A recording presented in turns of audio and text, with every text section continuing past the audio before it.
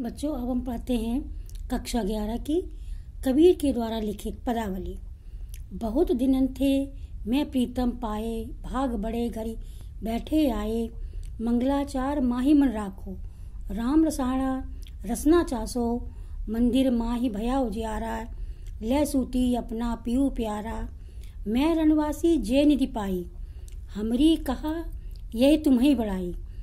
जय कबीर कछु न कीन्हा, सखी सुहाग राम मोय दीना। यहाँ पर परमात्मा और जीवात्मा के मिलन से उत्पन्न होने वाले आनंद का वर्णन किया गया है। कबीरदास जी कहते हैं, मैं जीवात्मा बहुत दिन के बाद परमात्मा रूपी प्रीतम को पा सकी हूँ। अर्थात यह मेरा सौभाग्य है कि प्रीतम मेरे घर पर आए। मैं प्रिय के आगमन की प्रसन्नता से मेरा रोम रोम मंगल गान कर रहा है और जिह्वा ईश्वरी आनंद का आस्वादन करने लगी। मेरे मन रूपी मंदिर में ज्ञान का प्रकाश फैल गया। मैं अपने प्रिय स्वामी को सांस लेकर मिलन का सुख भोगने लगी। मुझ जैसी तुच्छ जीवात्मा के लिए परमात्मा की प्राप्ति रत्नों के खजाने से मिलने से जैसा ही है।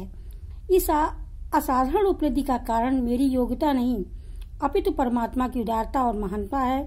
जीवात्मा कहती है कि उसे जो सुहाग मिला है वह परमात्मा से उस पर कृपा करके दिया है। यहाँ श्रेय परमात्मा की दयालुता को दिया गया है, जीवात्मा से किसी गुण का साधना को नहीं।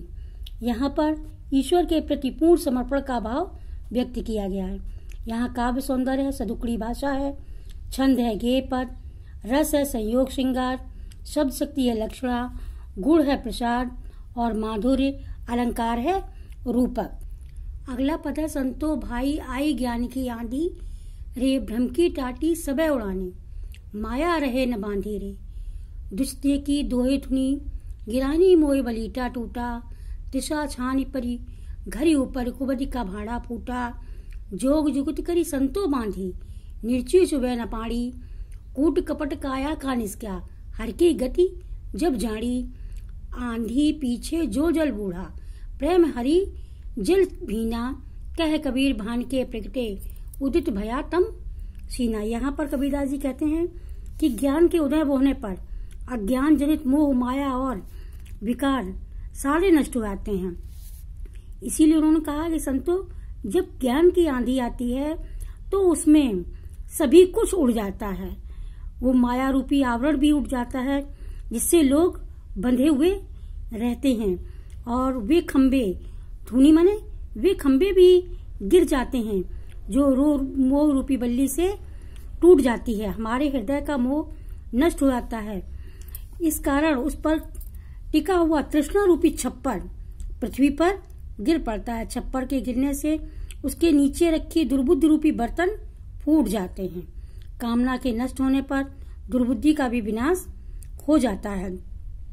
इसी प्रकार से ईश्वर का सच्चा ज्ञान होने पर मन रूपी झोपड़ी में भरा हुआ कपट कूड़ा सब बाहर निकल जाता है और हृदय शुद्ध हो जाता है। जैसे आंधी के बाद वर्षा होती है ना, उसी प्रकार ज्ञान रूपी आंधी के बाद प्रभु की भक्त रूपी जल की वर्षा हुई, जिससे प्रभु का भक्त और कबीरदास जी मैं सरोबोर हो गया। कबीरदास जी कहते हैं, ज्ञान रूपी सूर्य के उदय होने पर मन में दिव्य प्रकाश छा गया और विषय विकार रूपी अंधकार नष्ट हो गया।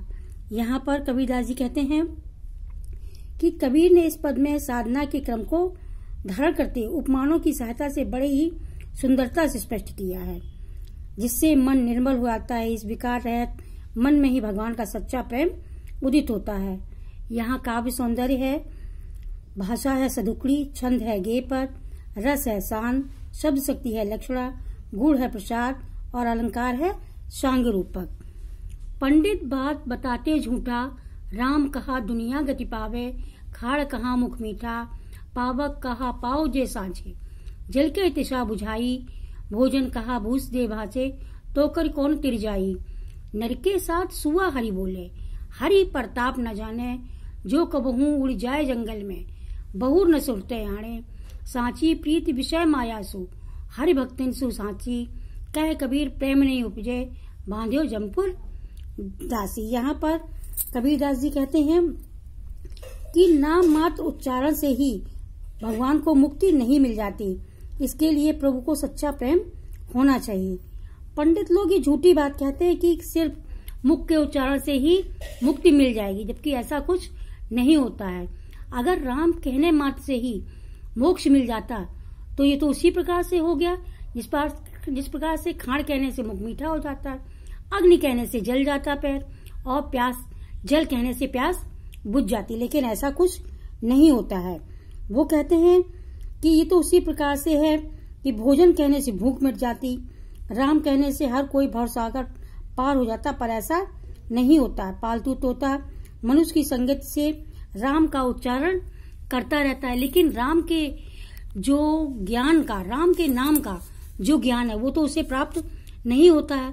अर्थात वो उड़ करके भी जंगल में जब जाता है तो उसे राम नाम की सुध नहीं आती। सामान्यतः लोग विषयों से ही सच्चा प्रेम करने लगते हैं और भगवतों की हंसी उड़ाते हैं। यदि हृदय में प्रभु के प्रति सच्चा प्रेम उत्पन्न नहीं तो केवल राम नाम का उच्चारण करने से गति नहीं होती जो साधारण जनों को होती है। अर्थात वह यम लोक बनकर जाएगा और नरक की यातनाएं सहेगा, उसे मुक्ति कदापि प्राप्त नहीं होगी। यहाँ कबीरदास जी ने कहा है कि सदगति पाने के लिए हमें तन मन धन तीनों से ईश्वर की आराधना करनी चाहिए, तभी हमें सच्चा प्रेम ईश्वर की भक्ति प्रदान होती है।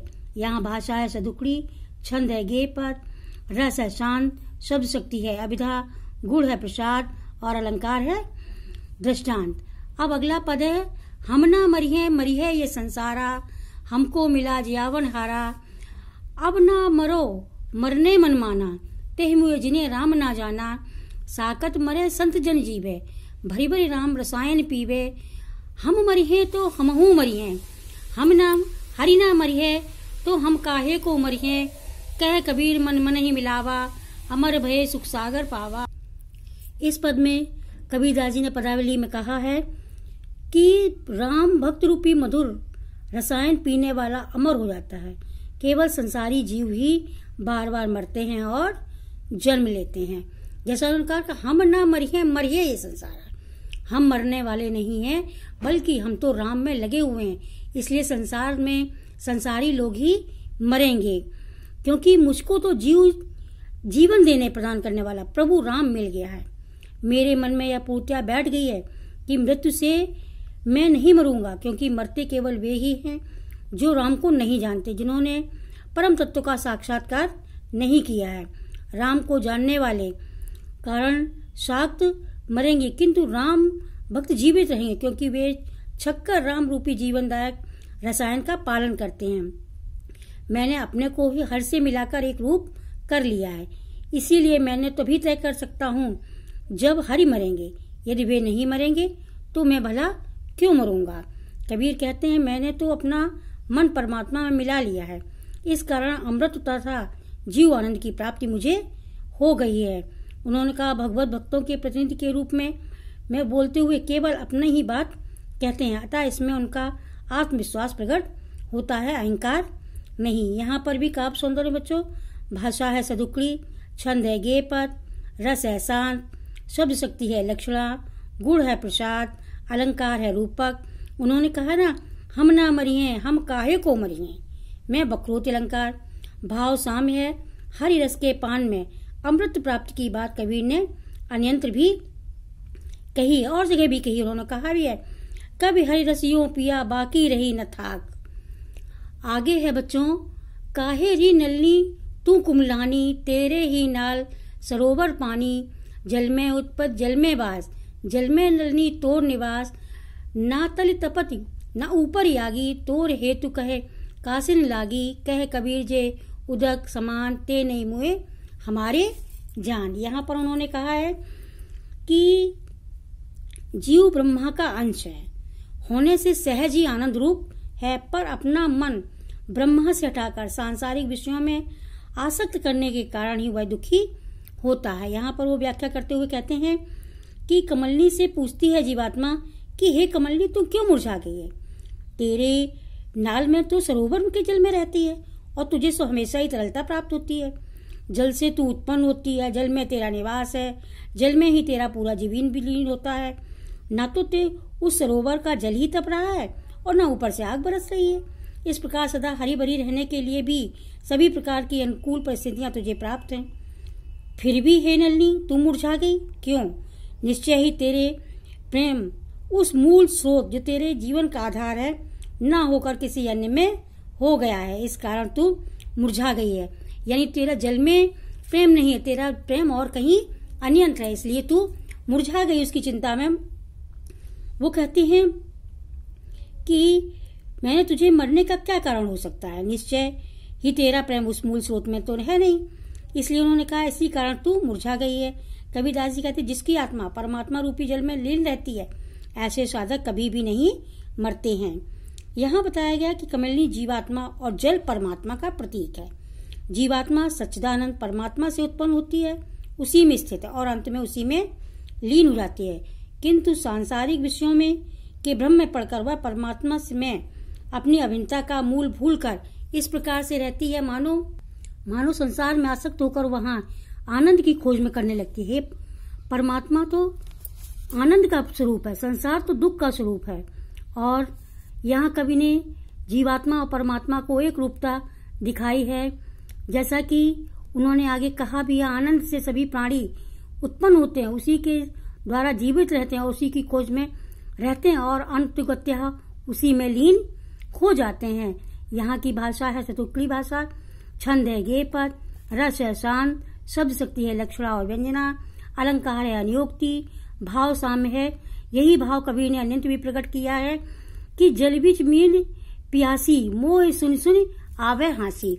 यानी उन्होंने कहा जिसमें रहकर भी उसी में रह करके भी उसी की चाहत में जैसे वो प्यासी रहती, जैसे कि है मृग के अंदर कस्तूरी निवास करती है, लेकिन फिर भी मृग कस्तूरी की खोज में अपना जीवन व्यतीत कर देता है। यही कबीरदास जी ने जीवात्मा के लिए कहा है। यहाँ पर पदावली समाप्त होती है।